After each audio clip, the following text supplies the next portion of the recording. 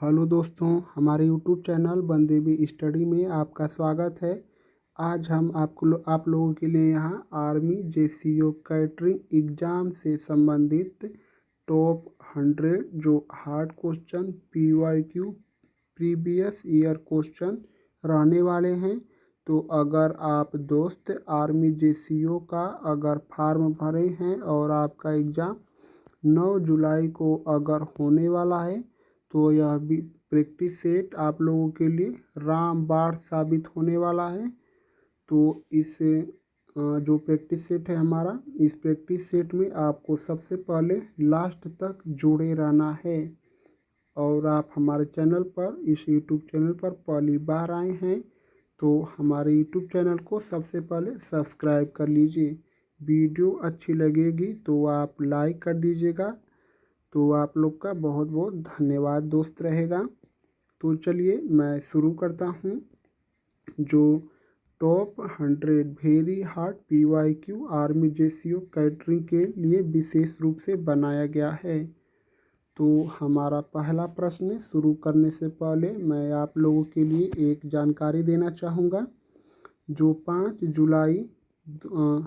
जुलाई को शाम 8 PM पर मैं 400 प्लस प्रश्नों के साथ जो लाइव क्लास रहने वाली है 8 PM को मैं मैराथन क्लास लेकर आने जा रहा हूं। तो आप लोग दोस्त इस मैराथन क्लास से ज़रूर से जुड़िए, यह आपके एग्ज़ाम के लिए बहुत ही महत्वपूर्ण साबित होगा। तो आप लोग जुड़ना ना भूलें। 5 जुलाई शाम 8 PM 400 प्लस प्रश्नों के साथ जो मैराथन क्लास होने वाली है।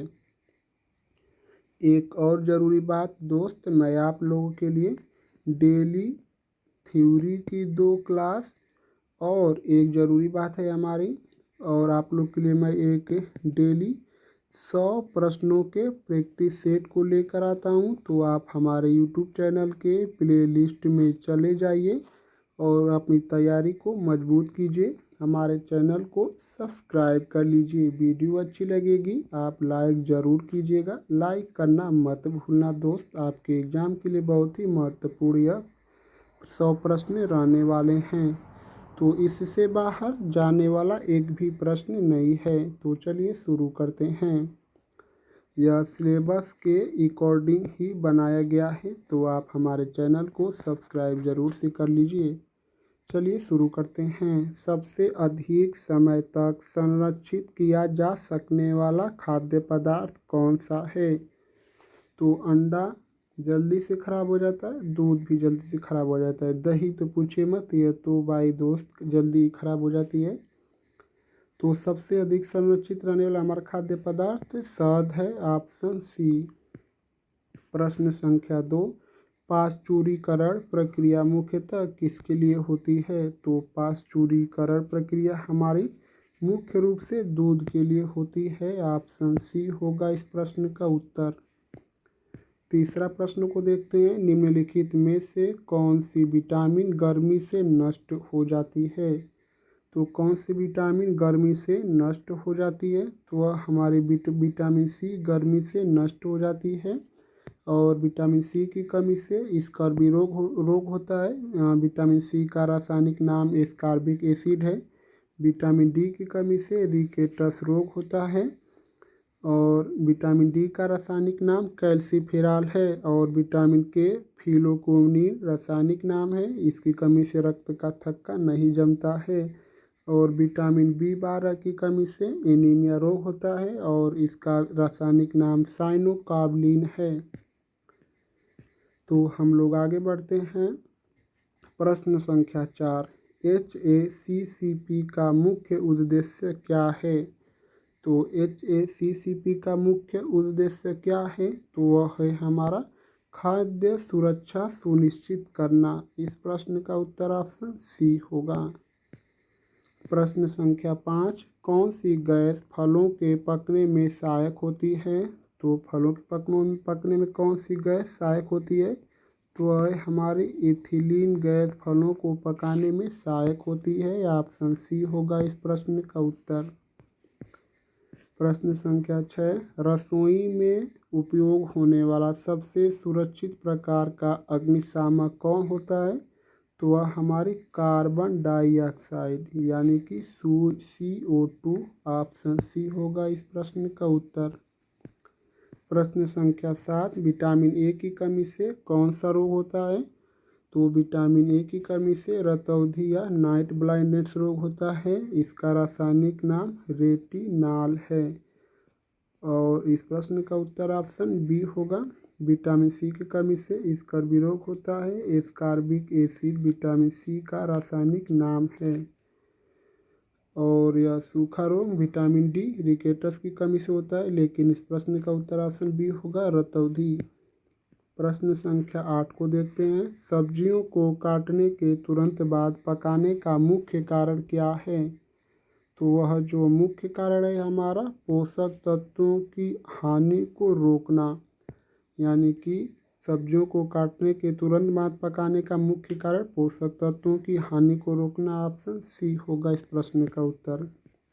9 को देखते हैं। क्लास फर्स्ट प्रेसवेटिव में क्या आता है? क्लास फर्स्ट प्रेसवेटिव में क्या आता है? तो वह हमारा प्रेसवेटिव में सिरका आता है। तो इस प्रश्न का उत्तर ऑप्शन ए होगा, सिरका। प्रश्न संख्या 10, मांस का उचित तापमान पर भंडारण क्यों आवश्यक है? तो मांस का उचित तापमान पर भंडारण क्यों आवश्यक है? क्योंकि वह रोगाणुओं से बचाने के लिए उचित तापमान पर इसका भंडारण किया जाता है मांस का। ऑप्शन सी।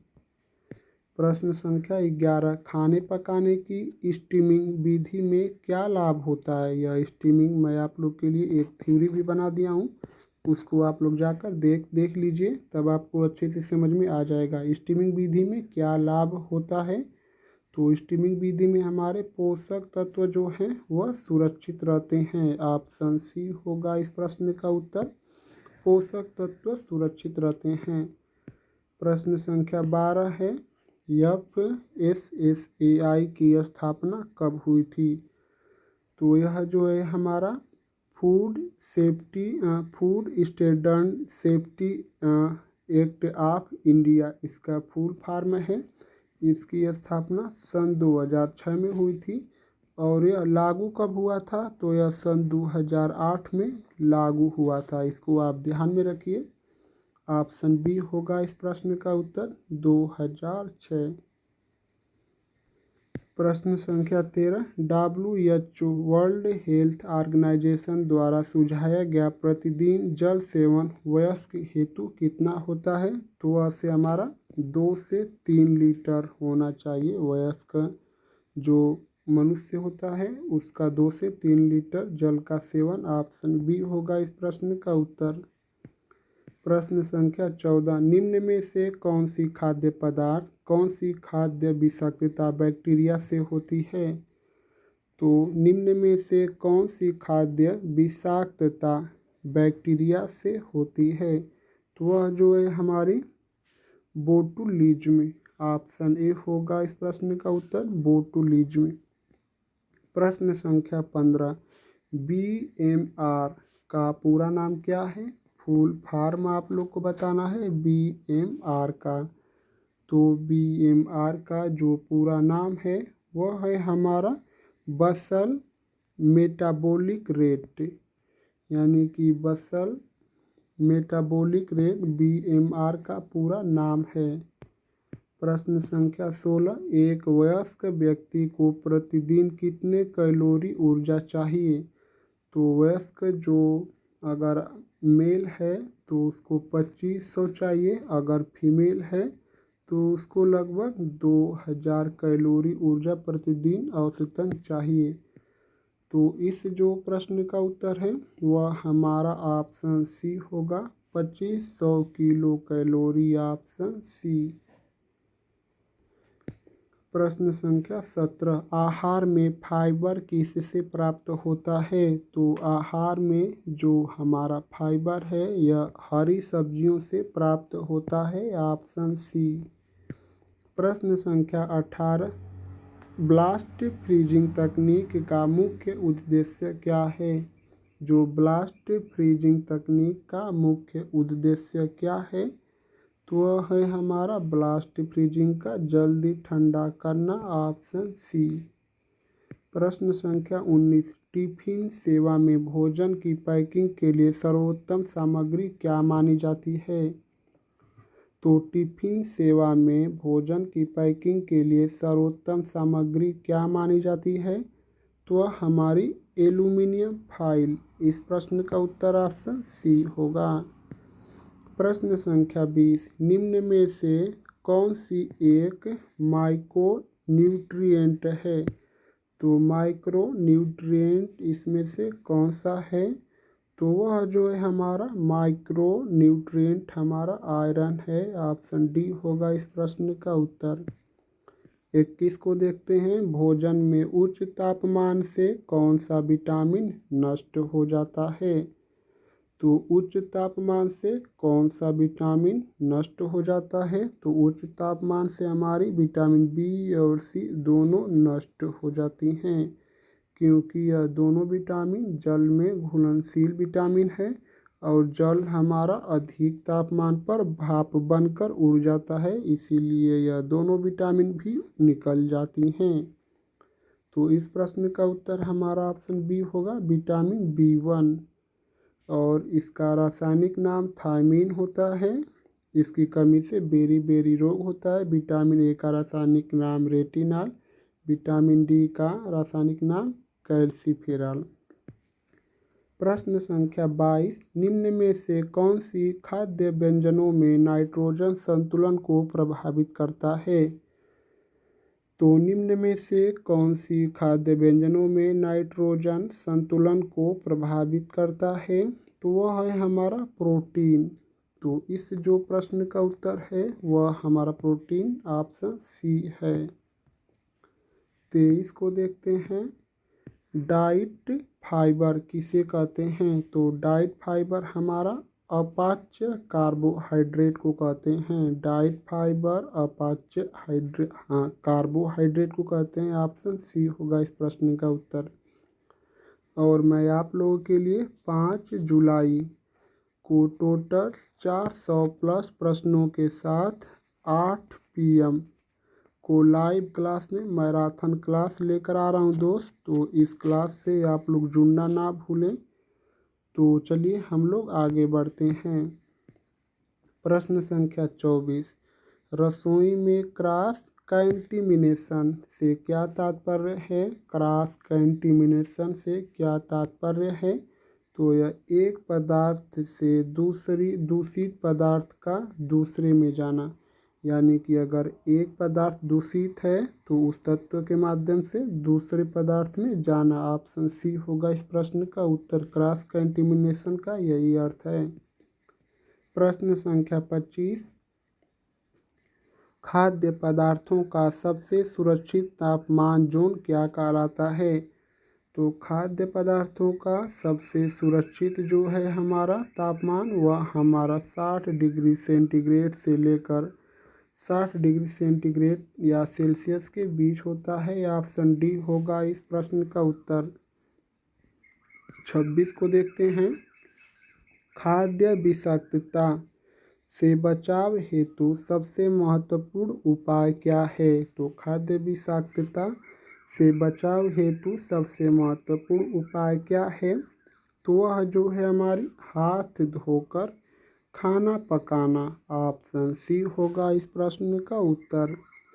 27 है हमारा, किस तापमान पर बैक्टीरिया तेजी से बढ़ते हैं? यानी कौन से तापमान पर बैक्टीरिया तेजी से बढ़ते हैं? तो वह हमारा 5 डिग्री से 60 डिग्री। तो इस प्रश्न का उत्तर हमारा ऑप्शन सी होगा, 5 से 60। 28 है प्रश्न संख्या, भोजन का पोषण मूल्य किससे प्रभावित नहीं होता है? तो भोजन का जो पोषण मूल्य है वह किससे प्रभावित नहीं होता है? तो चखने की आदत से भोजन का पोषण प्रभावित नहीं होता है, ऑप्शन डी। 29 को देखते हैं। दूध का परीक्षण लैक्टोमीटर से किया जाता है। इसका मुख्य उद्देश्य क्या है? दूध को मापने वाला यंत्र लैक्टोमीटर है। इसका मुख्य उद्देश्य क्या है? तो वह जो है हमारी शुद्धता को जांचना। इस प्रश्न का उत्तर ऑप्शन सी होगा, शुद्धता को जांचना। प्रश्न संख्या 30, निम्न में से कौन सी एक फूड बर्न डिजीज है? यानी कि फूड बर्न रोग कौन सा है? तो वह है हमारा एंथ्रेक्स। एंथ्रेक्स जो है हमारा यह फूड बर्न रोग है, ऑप्शन सी। प्रश्न संख्या 31, रसोई में अधिकतम सफाई की आवश्यकता किस स्थान पर होती है? तो रसोई में अधिकतम सफाई की आवश्यकता किस स्थान पर होती है? तो वह हमारी सिंक में होती है, ऑप्शन सी होगा इस प्रश्न का उत्तर। 32 को देखते हैं। खाद्य श्रृंखला में प्राथमिक उत्पादक कौन होता है? तो खाद्य श्रृंखला में प्राथमिक उत्पादक कौन होता है? तो वह हमारी पौधे होते हैं। तो इस जो प्रश्न का उत्तर है वह हमारा ऑप्शन बी होगा, पौधा। खाद्य श्रृंखला में प्राथमिक उत्पादक पौधे होते हैं। 33 है, प्रेशर कुकर में खाना जल्दी पकने का कारण क्या है? तो वह अधिक दाब के कारण प्रेशर कुकर में खाना जल्दी से पकता है, ऑप्शन सी। 34, टेबल सेटिंग में नैपकिन का स्थान कहाँ होता है? तो टेबल सेटिंग खाद्य पदार्थों में नैपकिन का स्थान कहाँ होता है? तो वह हमारा प्लेट के ऊपर नैपकिन का स्थान होता है, ऑप्शन सी। प्रश्न संख्या 35, मैदे को छानने का मुख्य उद्देश्य क्या है? तो मैदे को छानने का मुख्य उद्देश्य हमारा क्या है? तो मैदे में से अशुद्धियों को हटाना इसका छानने का मुख्य उद्देश्य है, ऑप्शन सी। प्रश्न संख्या 36, खाना बनाते समय नमक डालने का सही समय क्या होता है? तो खाना बनाते समय नमक को आपको शुरुआत में ही डालना चाहिए। तो इस जो प्रश्न का उत्तर है वह हमारा ऑप्शन ए होगा, प्रारंभ में। 37 को देखते हैं। स्टीराइलाइजेशन का तात्पर्य क्या है? स्टीराइलाइजेशन का तात्पर्य क्या है? तो वह हमारा कीटाणु रहित बनाना। तो दोस्त आप लोग को यह समझ आ रहा है कीटाणु रहित का मतलब, यानी कि उसमें से कीटाणु को निकालना। कीटाणु रहित का अर्थ होता है जिसमें कीटाणु ना हो। यह रहित और सहित आप लोग समझ जाइए। रहित का अर्थ है कीटाणु नहीं रहना, कीटाणु सहित का अर्थ है कीटाणु उसमें उपलब्ध रहना, और स्टीरिलाइजेशन का तात्पर्य हमारा कीटाणु रहित बनाना है, ऑप्शन सी। 38 को देखते हैं। सबसे सुरक्षित खाद्य परीक्षक कौन सा है? तो सबसे सुरक्षित खाद्य परीक्षक हमारा कौन सा है? तो वह है हमारा सिरका, ऑप्शन सी होगा इस प्रश्न का उत्तर, सिरका। 39, टेबल सर्विस के कौन से प्रकार में खाना सामने से परोसा जाता है? तो सामने से किसमें परोसा जाता है? तो वह हमारा अंग्रेजी सर्विस में। तो इस जो प्रश्न का उत्तर है वह हमारा ऑप्शन सी होगा, अंग्रेजी। प्रश्न संख्या 40 को देखते हैं। रसोई में FIFO का मतलब क्या होता है? यह FIFO जो है इसका मैं हर एक वीडियो में लगभग लेकर आया हूँ इसका पूरा नाम, तो आप लोग को पता होना चाहिए। यानी कि FIFO का अर्थ है हमारा first in first out. Option A होगा इस प्रश्न का उत्तर। आप लोग को अच्छे से देखना है, नहीं तो आप लोग फास्ट इन फास्ट आउट भी लगा देंगे तो गलत हो जाएगा। फूड इनसाइड फूड आउट यह भी गलत है। फूड इज फास्ट ऑर्डर्ड तो यह एक और हमारा शब्द है, इसको भी आप लोग ध्यान रख लीजिए। इसका तो यह हमारा ऑप्शन ए होगा, लेकिन आपको कहेगा FIFO का पूरा नाम, इसको भी आप लोग अच्छे से याद कर लीजिए। तो इसका हमारा यह पूरा नाम होगा फूड इज फास्ट ऑर्डर होता है। प्रश्न संख्या 41, डीप फ्रीजिंग में सामान्य तापमान कितना होता है? तो डीप फ्रीजिंग में सामान्य ताप हमारा -18 डिग्री सेंटीग्रेड या सेल्सियस, ऑप्शन बी। 42 को देखते हैं, सूखे मसालों को किस प्रकार संग्रहित किया जाना चाहिए? तो सूखे मसालों को किस प्रकार संग्रहित करना चाहिए? तो वह हवादार डब्बों में, ऑप्शन सी इस प्रश्न का उत्तर। 43, हरे रंग की सब्जियों में कौन सा खनिज तत्व प्रचुर मात्रा में होता है? तो कौन सा खनिज तत्व हरे रंग की सब्जियों में प्रचुर मात्रा में होता है? तो वह हमारा आयरन, ऑप्शन सी। और पालक में सबसे अधिक हमारा आयरन पाया जाता है। 44 को देखते हैं, भोजन में स्वाद को बढ़ाने वाला तत्व क्या कहलाता है? तो भोजन में स्वाद को बढ़ाने वाला तत्व क्या कहलाता है? तो चलिए हम लोग पहले ऑप्शन देख लेते हैं। स्वाद को बढ़ाने वाला तत्व हमारा फ्लेवरिंग एजेंट कहलाता है, ऑप्शन सी होगा इस प्रश्न का उत्तर। 45 को देखते हैं, निम्न में से कौन सा खाना पकाने का मॉइस्चर हीट तरीका नहीं है? तो मॉइस्चर हीट तरीका खाने पकाने का विधि कौन सा नहीं है? तो वह है हमारा फ्राई करना यानी कि तल कर दे देना, ऑप्शन सी। 46 है, निम्नलिखित में से कौन एक शुष्क हीट विधि है? तो शुष्क हीट विधि कौन सी है? देखिए दोस्त, मैं आप लोगों के लिए खाना पकाने की कौन कौन सी विधियां हैं, मैं इसकी एक थ्योरी पूरा बनाया हूँ। आप हमारे यूट्यूब चैनल के प्लेलिस्ट में जाकर देख सकते हैं। जो 2-4 क्लास हैं थ्योरी की और प्रैक्टिस सेट के भी 100 प्रश्नों के साथ हैं, उसको आप लोग जाकर देखिए, अपनी तैयारी को मजबूत कीजिए दोस्त। तो इस प्रश्न का उत्तर हमारा ऑप्शन बी होगा, फ्राई करना, ऑप्शन बी। 47 है, गेहूं में पाया जाने वाला प्रमुख प्रोटीन कौन सा है? तो गेहूं में हमारा प्रमुख रूप से ग्लूटेन नामक प्रोटीन पाई जाती है, ऑप्शन बी होगा इस प्रश्न का उत्तर।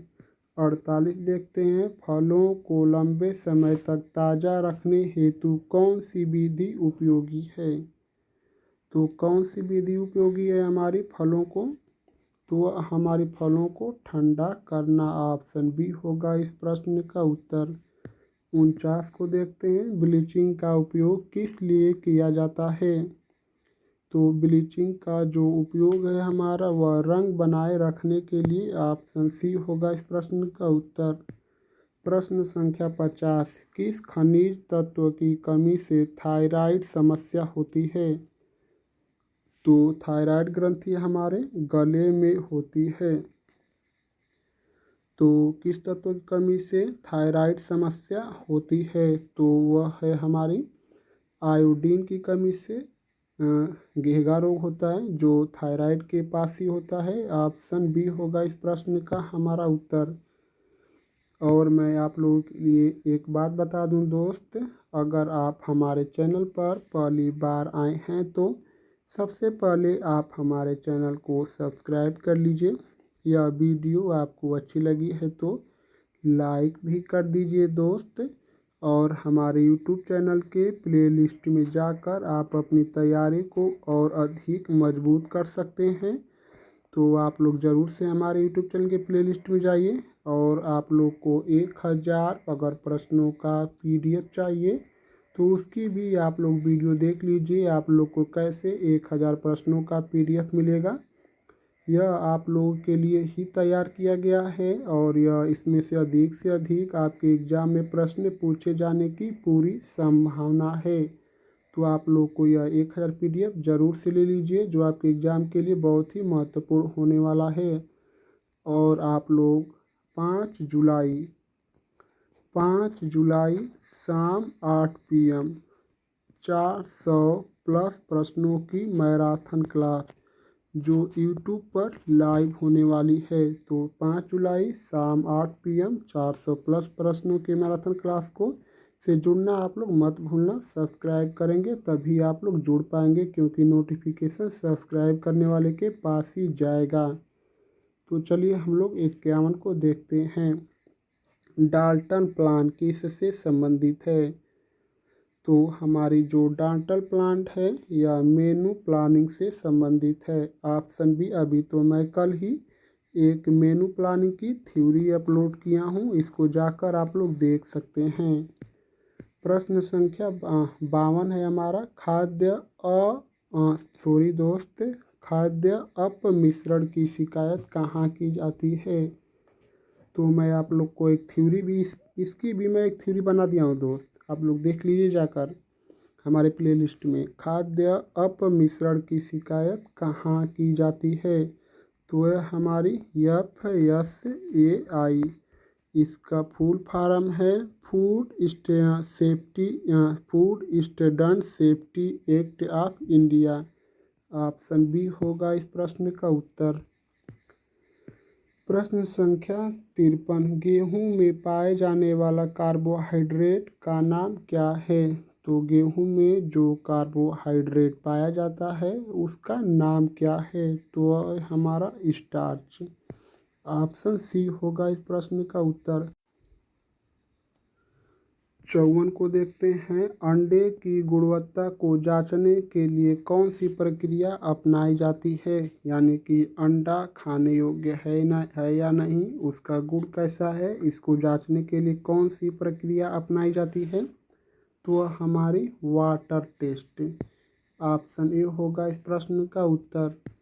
प्रश्न संख्या 55, HCl हाइड्रोक्लोरिक अम्ल शरीर में कहाँ पाया जाता है? तो जो हमारा हाइड्रोक्लोरिक एसिड है यह शरीर में कहाँ पाया जाता है? तो यह हमारा अमाशय में पाया जाता है। इसको आप लोग अच्छे से याद कर लीजिए। हाइड्रोक्लोरिक अम्ल हमारा अमाशय में पाया जाता है। 56 है, भोजन पकाने में उपयोग किया जाने वाला सबसे सामान्य माध्यम कौन सा है? तो सबसे सामान्य माध्यम हमारा वह है पानी, यानी कि ऑप्शन बी होगा इस प्रश्न का उत्तर, पानी। 57 को देखते हैं। प्रोटीन के पाचन में सहायक एंजाइम कौन सा है? प्रोटीन के पाचन में सहायक एंजाइम कौन सा होता है? तो वह है हमारा ट्रिप्सिन। तो इस जो प्रश्न का उत्तर है वह हमारा ऑप्शन बी होगा, ट्रिप्सिन। प्रश्न संख्या 58, होलसम फूड का अर्थ क्या होता है? तो होलसम फूड का अर्थ क्या होता है? तो चलिए हम लोग पहले ऑप्शन देख लेते हैं। होलसम जो फूड है इसका अर्थ है हमारा पोषण युक्त संतुलित भोजन बनाकर खाना। ऑप्शन सी होगा इस प्रश्न का उत्तर। 59 है, पोटेशियम की अधिकता से शरीर में क्या प्रभावित होता है? तो पोटेशियम की अधिकता से शरीर में क्या प्रभावित होता है? तो वह हमारी मांसपेशियों में ऐंठन होती है, यानी कि पोटेशियम अगर आपके शरीर में अधिक है तो उससे आपके शरीर में मांसपेशियों में ऐंठन उत्पन्न होगी। ऑप्शन सी होगा इस प्रश्न का उत्तर। प्रश्न संख्या 60, खाना परोसते समय प्लेट के किस भाग में मुख्य व्यंजन रखा जाता है? तो मुख्य व्यंजन जो हमारी प्लेट है उसमें किस तरफ रखा जाता है? तो मुख्य व्यंजन हमारा बीच में रखा जाता है। सलाद को बाएं तरफ, जो हमारा सलाद है वह बाएं तरफ रखा जाता है। नमक और चम्मच सभी बाएं तरफ रखे जाते हैं। 61 है, जूस को सुरक्षित रखने के लिए कौन सा रासायनिक संरक्षक डाला जाता है? कौन सा जो रासायनिक तत्व है वह डाला जाता है जिससे कि हमारा जूस सुरक्षित रहे? तो वह हमारा सोडियम बेंजोएट। ऑप्शन सी होगा इस प्रश्न का उत्तर। 62 है हमारा, सबसे उच्च गुणवत्ता वाला प्रोटीन किस में पाया जाता है? तो सबसे उच्च गुणवत्ता वाला जो प्रोटीन है हमारा वह अंडा में पाया जाता है। ऑप्शन बी होगा इस प्रश्न का उत्तर, अंडा। प्रश्न संख्या 63, किचन में डस्टिंग का मतलब क्या है? तो किचन में हमारा डस्टिंग का मतलब क्या है? तो वह हमारा डस्टिंग का अर्थ है पाउडर छिड़कना। Option C. 64, पत्तेदार सब्जियां किस प्रकार की सफाई प्रक्रिया में आती हैं? तो पत्तेदार सब्जियां किस प्रकार की सफाई प्रक्रिया में आती हैं? तो वह हमारी गीली में पत्तेदार सब्जियां गीली की सफाई प्रक्रिया में आती है। ऑप्शन बी इस प्रश्न का उत्तर। 65, हरी सब्जियों में आयरन का अवशोषण बढ़ाने के लिए क्या सेवन करें? हरी सब्जियों में आयरन का अवशोषण बढ़ाने के लिए किस चीज़ का सेवन करना चाहिए? तो वह जो है हमारा विटामिन सी का। अगर आप ज़्यादा किसी भोजन को गर्म करें, ज़्यादा अधिक से अधिक तापमान पर पकाएंगे तो वह हमारे विटामिन बी और सी नष्ट हो जाती है। ऑप्शन ए होगा इस प्रश्न का उत्तर। 66,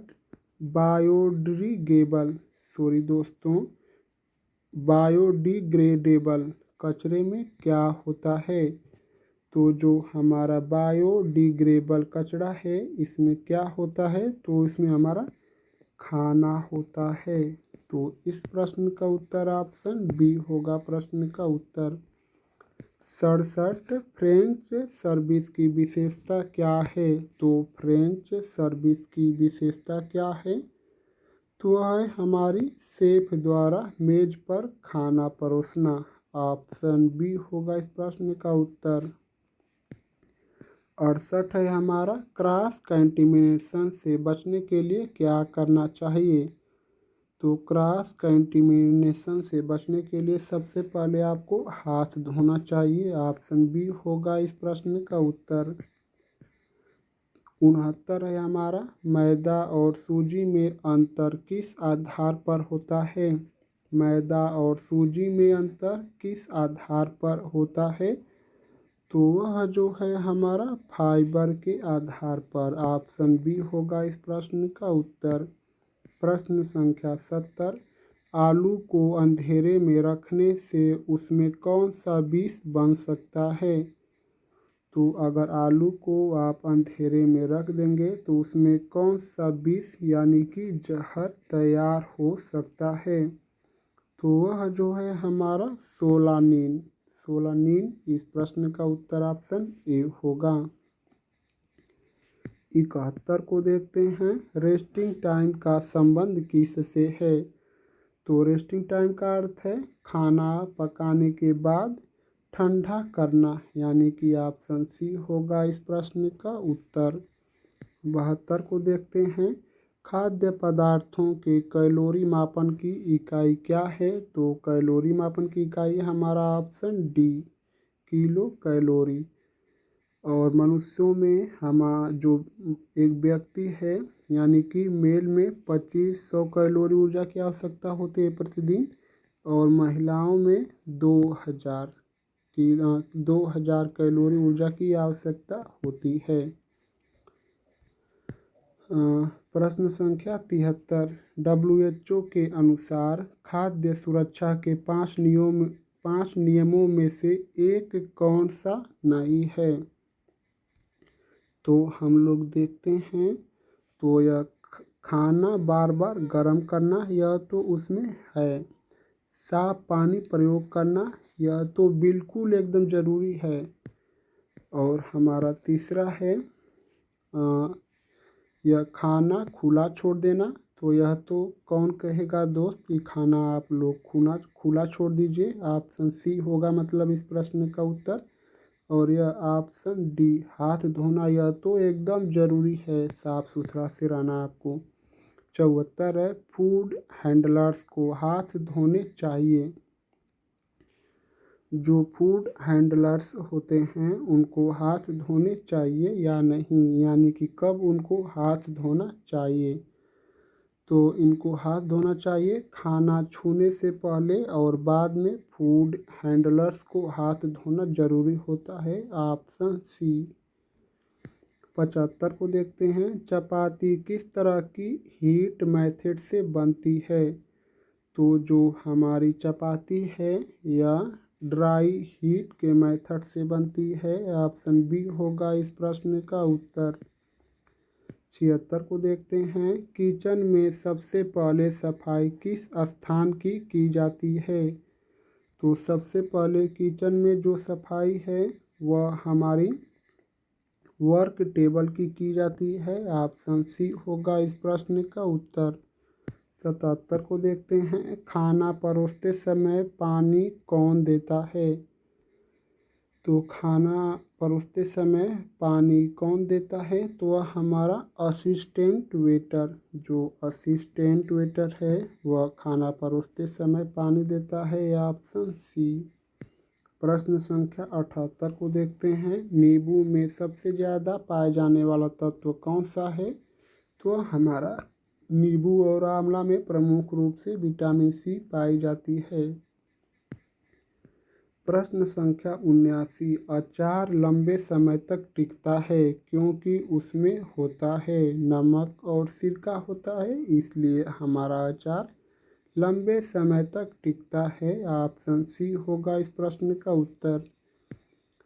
80 है। आइसक्रीम को किन तापमानों पर संग्रहित किया जाता है? तो आइसक्रीम को किस तापमान पर संग्रहित किया जाता है? तो वह हमारा -18 डिग्री सेंटीग्रेड या सेल्सियस। ऑप्शन सी होगा इस प्रश्न का उत्तर। प्रश्न संख्या 81। एल्बुमिन किस खाद्य पदार्थ में सबसे अधिक मात्रा में पाया जाता है? तो जो दोस्त हमारा एल्बुमिन है वह सबसे अधिक हमारा अंडा में पाया जाता है। ऑप्शन बी होगा इस प्रश्न का उत्तर। 82 को देखते हैं। निम्न में से कौन सी प्रिजर्वेटिव कच्चे मांस में नहीं प्रयोग होता है? तो कौन सा प्रिजर्वेटिव कच्चे मांस में प्रयोग नहीं होता है? तो वह हमारा साइट्रिक एसिड। ऑप्शन डी होगा इस प्रश्न का उत्तर। 83 को देखते हैं। भोजन का स्वाद किसमें मापा जाता है? यानी जो भोजन का स्वाद है वह किसके द्वारा जांच या मापा जाता है?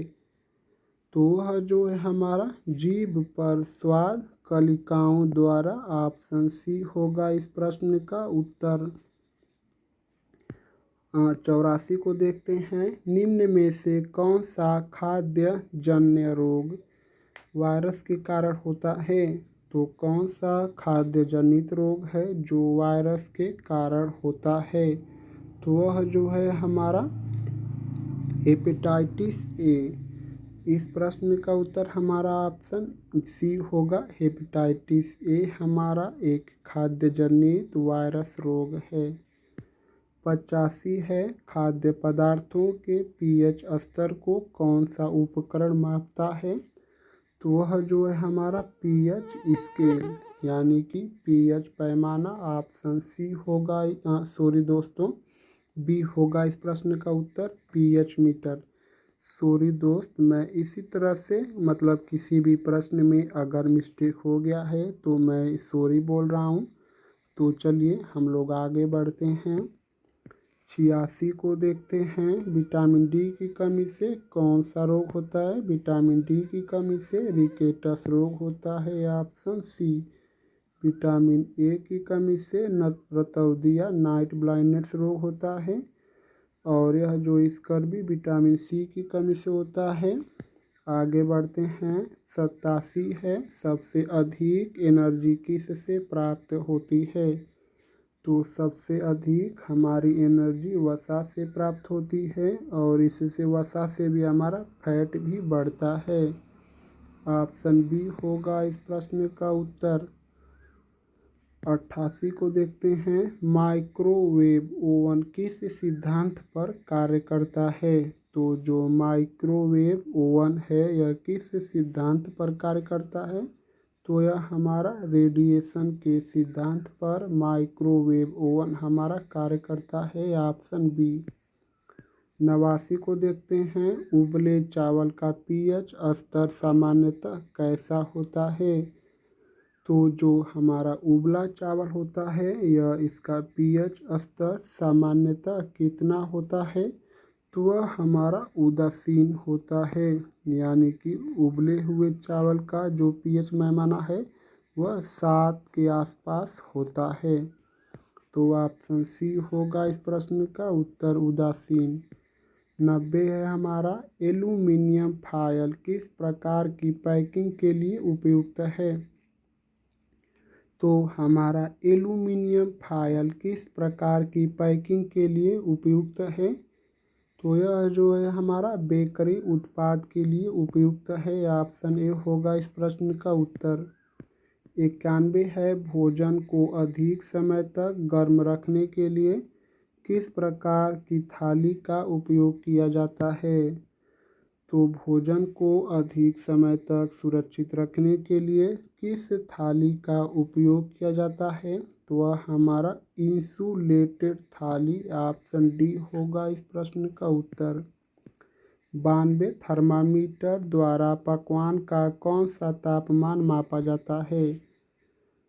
तो जो थर्मामीटर से तापमान मापा जाता है उस पकवान का कौन सा भाग उससे मापा जाता है? तो वह जो है हमारा आंतरिक तापमान मापा जाता है। ऑप्शन सी होगा इस प्रश्न का उत्तर।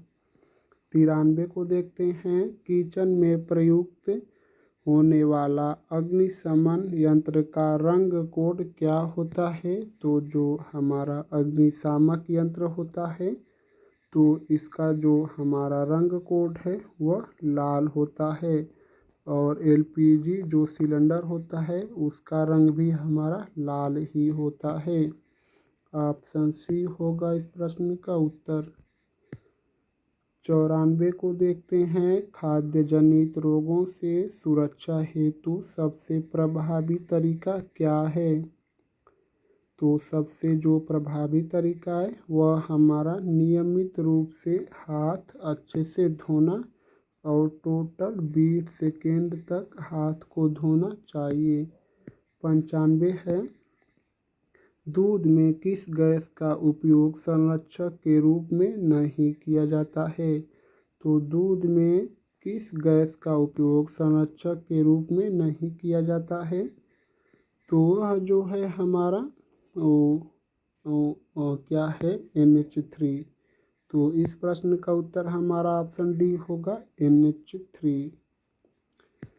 प्रश्न संख्या 96, निम्न में से कौन सा एक पनीर बनाने में उपयोग नहीं होता है? तो पनीर बनाने में किसका उपयोग नहीं होता है? तो वह हमारा बेकिंग सोडा का, ऑप्शन सी होगा इस प्रश्न का उत्तर। 97, टेबल मैनर्स का पालन किस उद्देश्य से किया जाता है? यानी कि जो हमारा टेबल मैनर्स है का पालन किस उद्देश्य से किया जाता है? तो यह जो है हमारा सामाजिक सभ्यता हेतु, ऑप्शन सी होगा इस प्रश्न का उत्तर। 98 को देखते हैं। थर्मल प्रोसेसिंग किसके लिए उपयुक्त होता है? जो हमारा थर्मल प्रोसेसिंग है यह किसके लिए उपयुक्त होता है? तो वह हमारा टिन्ड फूड, यानी कि जो थर्मल प्रोसेसिंग है यह टिन्ड फूड के लिए उपयुक्त होता है। ऑप्शन डी होगा इस प्रश्न का उत्तर। प्रश्न संख्या 99, फूड पॉइजनिंग में सबसे सामान्य लक्षण क्या होता है? तो फूड पॉइजनिंग में हमारा जो प्रदूषित भोजन है उसको खाने से हमारा फूड पॉइजनिंग होता है, और इसमें प्रमुख रूप से हमारी उल्टी दस्त प्रमुख रूप से इसका लक्षण है। तो चलिए हम लोग देखते हैं किस ऑप्शन में हो।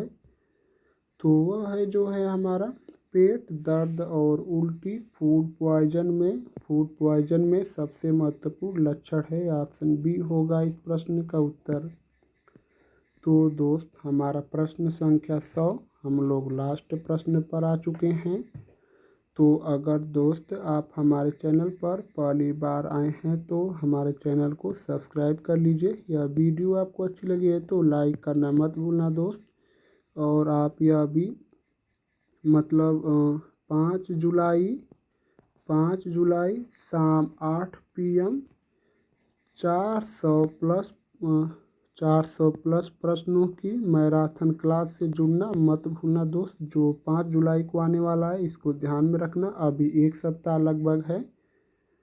तो हमारा प्रश्न संख्या 100 है। जो लास्ट प्रश्न है, व्यंजन की गुणवत्ता परखने के लिए निम्न में से कौन सा सही मापदंड नहीं है। तो इसका जो उत्तर आप लोगों को कमेंट में बताना है दोस्त। तो कमेंट करके ज़रूर से बताइए।